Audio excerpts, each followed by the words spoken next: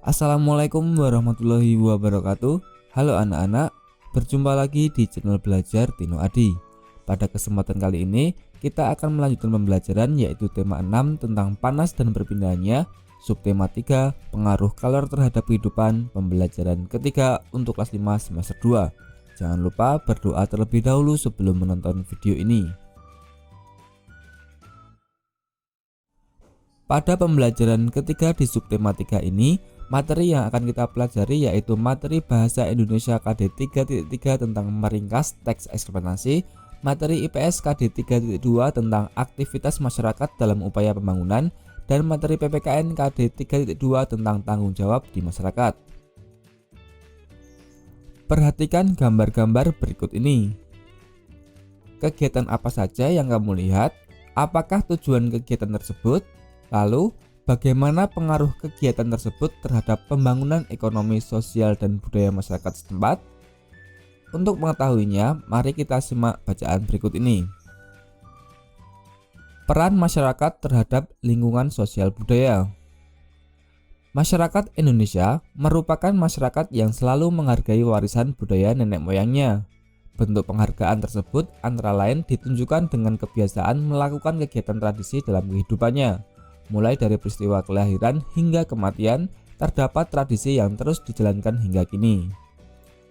Tidak dimungkiri bahwa ada kecenderungan masyarakat untuk mengurangi kegiatan tradisinya dengan berbagai alasan. Akan tetapi, kesadaran masyarakat untuk kembali menghidupkan tradisi-tradisi nenek moyang kembali meningkat.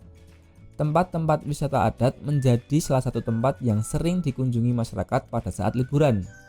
Tempat-tempat wisata yang mengusung tema kembali ke masa lalu dan kembali ke alam menjadi salah satu tujuan wisata yang digemari. Pemerintah dan masyarakat adat menetapkan beberapa desa menjadi desa adat yang dikelola dan dilindungi pemerintah untuk mempertahankan nilai budaya masyarakat adat tersebut. Keberadaan desa adat memang beranjak dari keinginan untuk tetap memelihara peninggalan nenek moyang dengan mempertahankan nilai dan kegiatan tradisional. Nilai dan kegiatan tradisi nenek moyang bangsa Indonesia selalu menghargai alam sebagai sumber kehidupan. Terdapat beberapa desa adat di Indonesia yang dipelihara, dilindungi, dan dijaga baik oleh masyarakat setempat maupun oleh pemerintah setempat. Berikut ini beberapa contoh desa adat yang dipertahankan keberadaan dan keasliannya hingga kini. Desa adat Bena di Ngada, Nusa Tenggara Timur. Desa adat Sade di Lombok. Desa adat Wairabo di Nusa Tenggara Timur, Desa adat Kampung Naga di Tasikmalaya, Desa adat Trunyan di Bali, dan Desa adat Pariangan Tanah Datar di Sumatera Barat.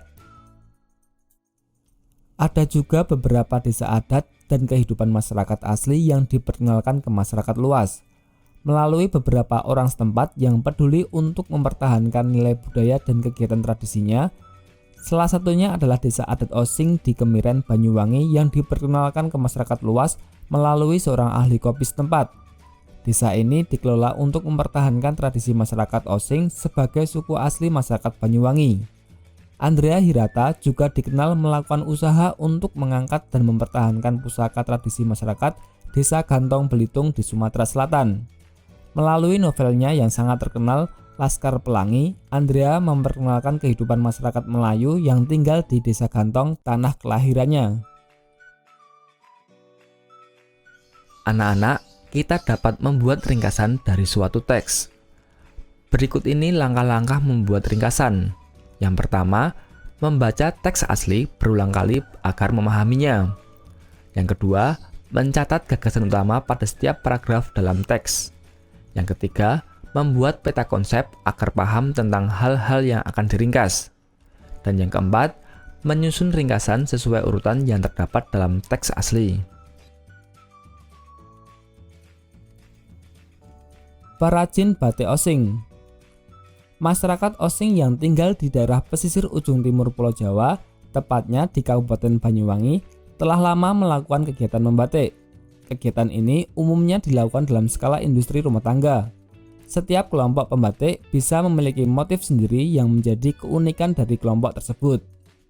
Dengan semakin tingginya minat masyarakat umum terhadap batik, para pelaku industri batik di Banyuwangi pun melakukan banyak terobosan. Salah satunya adalah mengembalikan pemakaian bahan pewarna alami untuk batik mereka. Bahan-bahan yang digunakan adalah berbagai jenis tanaman yang ada di sekitar rumah perajin, seperti daun kerangkong atau sejenis kangkung, daun lamtoro, daun mangga, jati, jengkol, kulit kopi, daun ketepeng, putri malu, dan kumis kucing.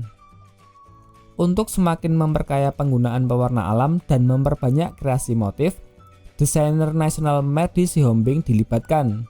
Ia diminta oleh pemerintah daerah setempat untuk melatih para perajin batik di Banyuwangi yang mayoritas adalah usaha sangat kecil, usaha kecil dan menengah atau UMKM. Bupati Banyuwangi Abdullah Azwar Anas mengatakan pelatihan yang memadukan antara desainer nasional dan para perajin lokal dilakukan secara berkala dalam rangkaian menuju Banyuwangi Batik Festival atau BBF dan Suwarna Fest yang digelar pada 9 Oktober 2016 lalu. BBF adalah agenda tahunan Banyuwangi untuk mendorong geliat industri batik. Adapun Suwarna Fest adalah ajang unjuk kreasi industri tekstil berpewarna alam yang digagas oleh Kementerian Perindustrian. Kami terus mendukung usaha para pembatik untuk meningkatkan produktivitas dan kualitas batiknya. Hal ini akan memberikan pengaruh meningkatnya tingkat ekonomi perajin dan pada pembangunan sosial budaya masyarakat setempat. Dengan batik pewarna alam, para perajin bisa lebih untung karena harga jual batik menjadi lebih tinggi. Apalagi bahan pewarnanya mudah sekali didapatkan di sekitar kediaman para pembatik, jelas Pak Bupati. Salah satu perajin batik Banyuwangi dari Sanggar Sekar Bakung sangat antusias dengan pemakaian pewarna alam ini. Ia dan rekan-rekannya mendapatkan banyak manfaat dari pelatihan ini. Salah satunya adalah ia dapat memanfaatkan bahan alami di sekitarnya untuk dijadikan bahan pewarna alami batiknya. Dengan demikian, ia tetap dapat memelihara lingkungannya karena pewarna yang ia gunakan sangat ramah lingkungan. Tidak seperti pewarna kimia yang limbahnya dapat merusak lingkungan sekitar. Batik merupakan kerajinan tangan khas Indonesia. Batik sudah mendunia dengan berbagai keunikan serta kekhasannya yang menonjolkan kebudayaan asli Indonesia. Selain batik, masih banyak kerajinan tangan lain yang mendunia. Contohnya wayang. Hasil kerajinan wayang banyak digemari orang-orang luar negeri. Bahkan hasil kerajinan wayang sudah diakui oleh UNESCO sebagai bagian budaya asli Indonesia. Daerah penghasil kerajinan wayang antara lain Bali, Yogyakarta, dan Surakarta. Selanjutnya ada ukiran kayu. Hasil kerajinan ukiran kayu dengan berbagai motif, bentuk, dan desain yang rumit mampu menghasilkan keindahan. Hal ini menjadikan seni ukir khas Indonesia terkenal sampai ke mancanegara, khususnya negara-negara di kawasan Eropa dan Amerika. Kota yang terkenal menghasilkan ukiran kayu antara lain Jepara, Yogyakarta, dan Garut. Selanjutnya kerajinan tenun. Hampir setiap orang mengenal tenun, seperti tenun songket. Tenun songket merupakan kerajinan khas Sumatera, Kalimantan, dan Nusa Tenggara. Tenun songket ini sangat digemari masyarakat mancanegara. Yang terakhir adalah gerabah. Kerajinan gerabah dari Indonesia sudah dikenal dunia karena mempunyai kualitas yang unggul dan halus serta mempunyai keunikan tersendiri. Salah satu daerah penghasil gerabah adalah daerah Kasongan, Yogyakarta. Keunikan suatu daerah dan masyarakatnya menjadi modal utama untuk meningkatkan kesejahteraan masyarakat. Banyak daerah berusaha menggali potensi daerah dan mengembangkannya agar masyarakat mendapatkan banyak manfaat di berbagai bidang. Berikut ini beberapa manfaatnya. Dari segi bidang ekonomi, yaitu meningkatkan perekonomian daerah, menambah devisa negara. Dari segi bidang sosial, yaitu mengurangi angka pengangguran, membuka lapangan pekerjaan. Dari segi bidang budaya, melestarikan warisan Indonesia, dan mengenalkan kerajinan Indonesia ke mancanegara. Dari bacaan perajin batik osing yang sudah kita bahas tadi, kita dapat mengetahui pihak yang terlibat, peran, hak, dan kewajibannya. Pihak yang terlibat, peran, hak, dan kewajibannya.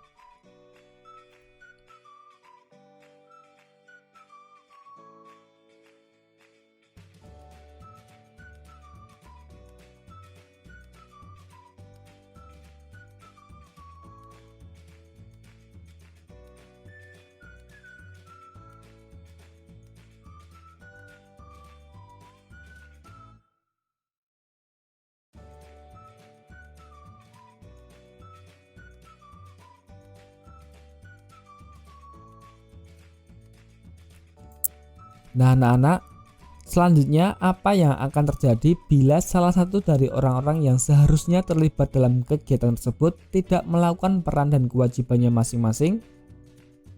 Kegiatan tersebut tidak melakukan peran dan kewajibannya masing-masing.